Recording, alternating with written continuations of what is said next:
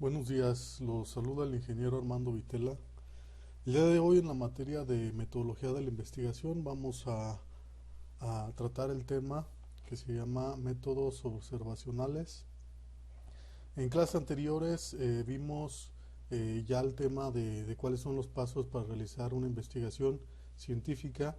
Dentro de esos pasos, uno de los pasos básicamente nos dice que debemos de elegir la estrategia que vamos a utilizar para realizar dicha investigación y poder dar con la solución del problema. Dentro de esas estrategias vamos a tener algunos métodos o técnicas de investigación que son las que vamos a estar estudiando en estas próximas clases. Una de ellas, la primera, es la de métodos observacionales o utilizar la técnica de observación. Como ya sabemos, una investigación requiere de que tenemos nosotros que investigar todas las causas de dicho problema para poder dar con la solución.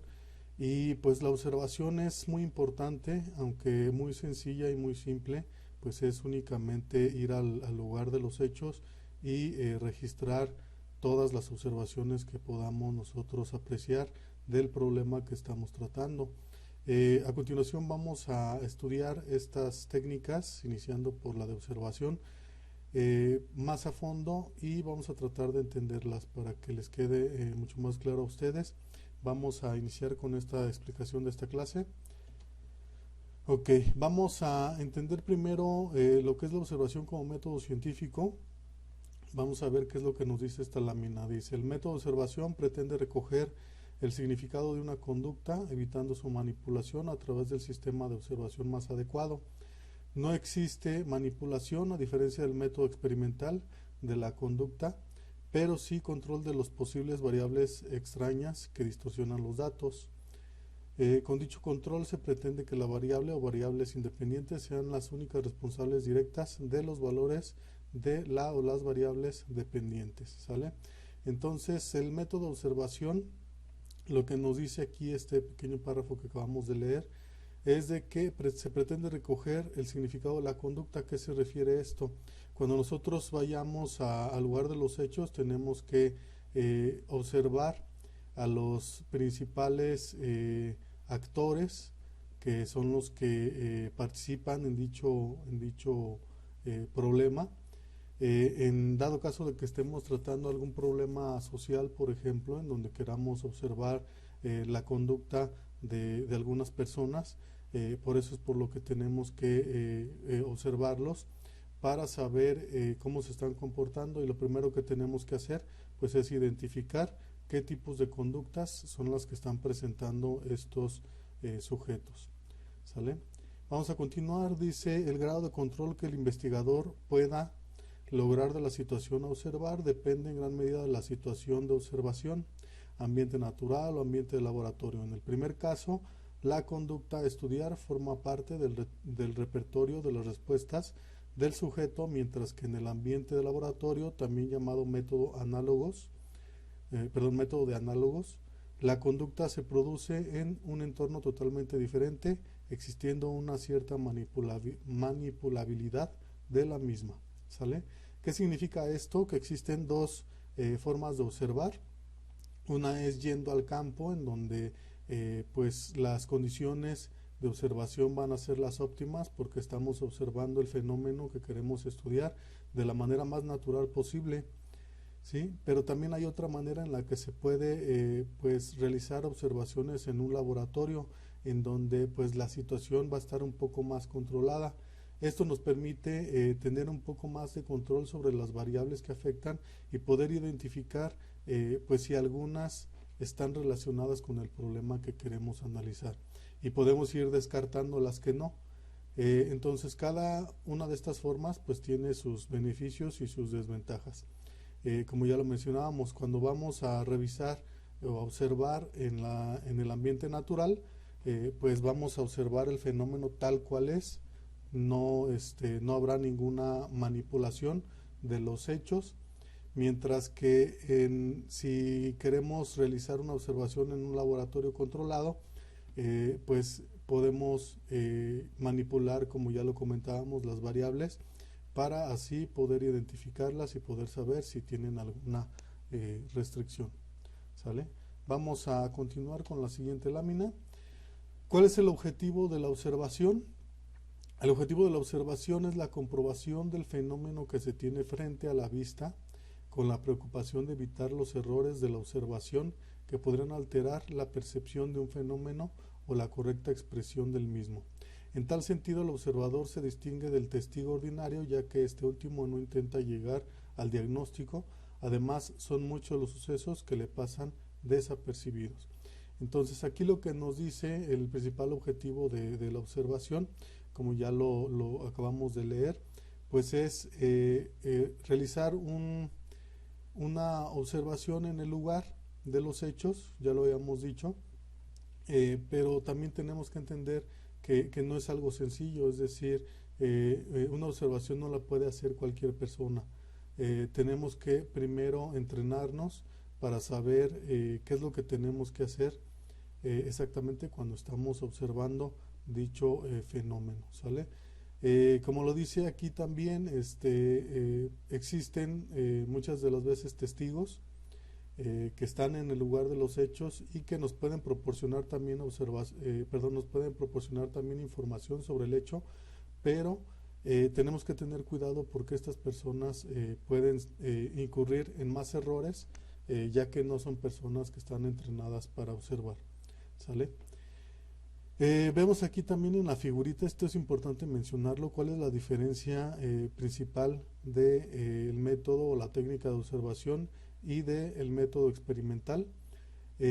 Pues básicamente lo que ya habíamos mencionado en la lámina anterior, en el método observacional se busca no manipular el ambiente, que no haya interferencia de nuestra parte sobre los hechos para que no se vean alterados. Entonces el método observacional es un método que es muy bueno en ese sentido, es decir, lo que observemos va a ser lo que va a ocurrir. Mientras que en el método experimental, pues sí existe una intervención, sí existe una planeación en la que nosotros vamos a diseñar nuestros experimentos para aprender de ellos, ¿sale? Entonces esa es la principal diferencia entre este método y el método experimental, ¿sale? Vamos a continuar. ¿Cuáles son las fases de una investigación por observación? Tenemos tres fases. La primera es observar, que dice la conducta, foco u objetivo de estudio, elaborando las correspondientes categorías de la conducta, ¿sale? Entonces el primer paso es muy importante. Lo que tenemos que hacer es, tenemos que ir categorizando o identificando las categorías que existen de los hechos que vayamos observando, ¿sale? Entonces para esto más adelante vamos a hablar un poquito más de este tema, pero es importante que lo vayamos entendiendo. Las categorías se refiere a que nosotros tenemos que identificar cuáles son los tipos de conducta que se van presentando en el fenómeno que estamos nosotros analizando, y tenemos que enumerarlas o identificarlas de alguna manera, con algún código o con algún nombre, ¿sale? El siguiente punto, como ya lo hemos mencionado anteriormente, es categorizar la conducta para poder ser medida mediante el sistema de códigos o categorías que se ha desarrollado en la fase anterior, ¿sale? Entonces esto es lo mismo que ya habíamos mencionado. Es importante categorizar, que es dar una categoría a cada conducta que nosotros vayamos identificando, asignarle un código, asignarle un número o una palabra, un nombre, para que podamos nosotros identificar las diferentes conductas que vayamos observando. Y el número 3 es realizar el análisis de los datos registrados, ¿sí? Ya que tenemos todas las conductas identificadas y que las hemos observado, pues hay que también identificar cuáles son sus características y sus propiedades, y todo esto pues lo tenemos que registrar en algún documento para que posteriormente lo podamos analizar, toda esa información que hemos recabado, y poder llegar a las conclusiones pertinentes. Muy bien, continuamos con el tema de fases de investigación por observación. Vamos a responder a las siguientes preguntas, que son importantes, que cuando nosotros queramos pues utilizar esta técnica de de investigación, pues estas preguntas nos van a ayudar mucho para saber qué es lo que tenemos que hacer, ¿sale? La primera pregunta nos dice es ¿qué observar? ¿Qué debemos observar cuando vayamos a realizar pues nuestra investigación? Dice aquí que tenemos que adaptar o crear un sistema de categorías determinado a través de su estructura interna, las conductas que son relevantes para el problema de estudio y que por tanto deberán ser registradas por el observador, ¿sale? Lo que ya habíamos hablado anteriormente, tenemos que crear un sistema de categorías, tenemos que identificar cada una de las conductas con un nombre, con un código, con una letra, con un número, etcétera, etcétera, ¿sale? La segunda pregunta nos dice, bueno, son varias preguntas, vamos a tratar de responderlas. Nos dice a quién, cuándo, dónde y cuánto observar, ¿sale? Entonces vamos a ver, estas son las preguntas que nos hacen aquí. Dice que estas decisiones que se resuelven por un procedimiento de muestreo, ¿sí? Es necesario garantizar la pertinencia y la representatividad de la muestra. Para ello se planifica el número de sesiones de observación, los criterios de inicio y final de las mismas, cuándo, dónde se observará y quiénes serán los sujetos observados en cada sesión, ¿sale? Entonces, ¿a quién, cuándo, dónde y cuánto observar? Esto, la respuesta es muy sencilla, es que se tiene que realizar un muestreo, ¿sí? Como un muestreo estadístico, no sé si ya tomaron esa clase.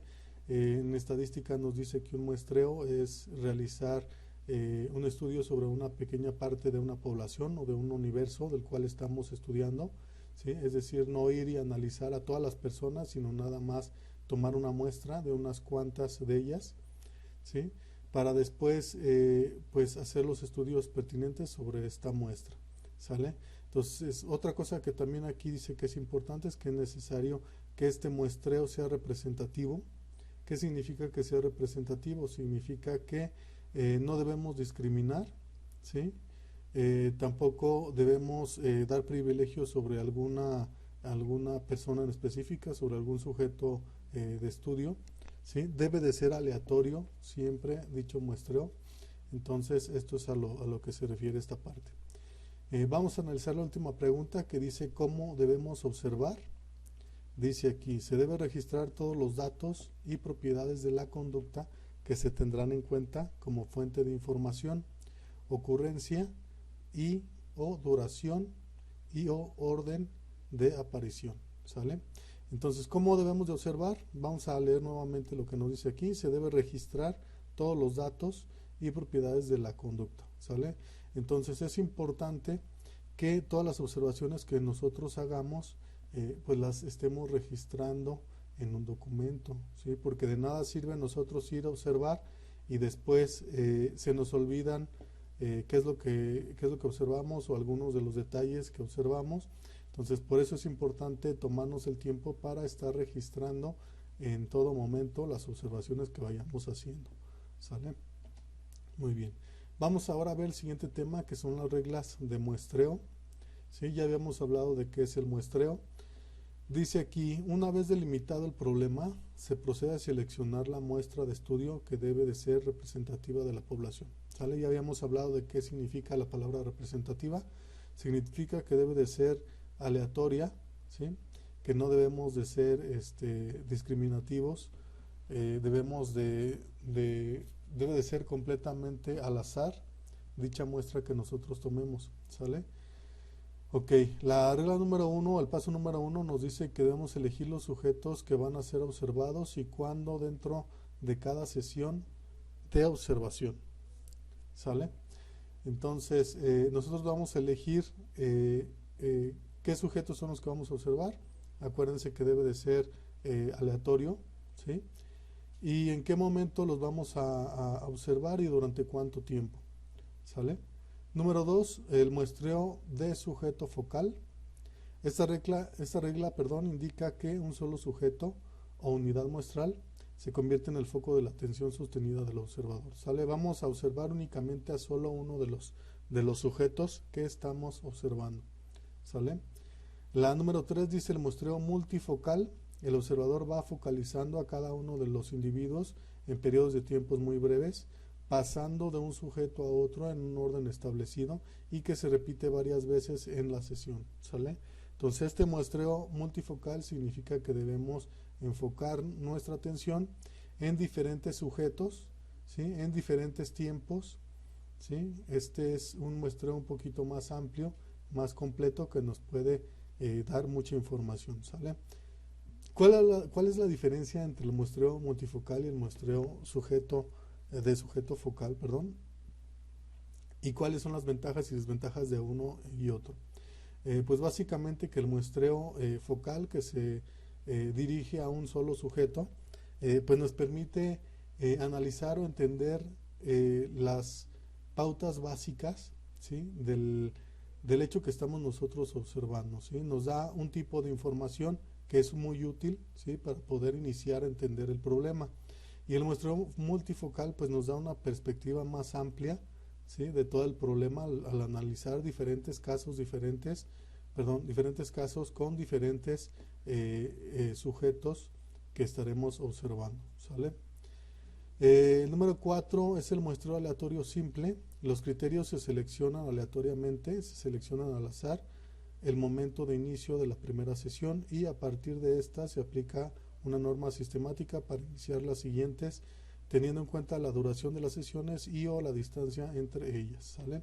Entonces el muestreo aleatorio simple es lo que les comentaba desde un inicio. Tenemos que procurar que todos los muestreos sean aleatorios, que no influya en nosotros una preferencia sobre algún sujeto, porque esto va a dar pie a que no nos den pues datos muy precisos sobre el problema y nos va a llevar a que no podamos resolver dicho problema, ¿sale?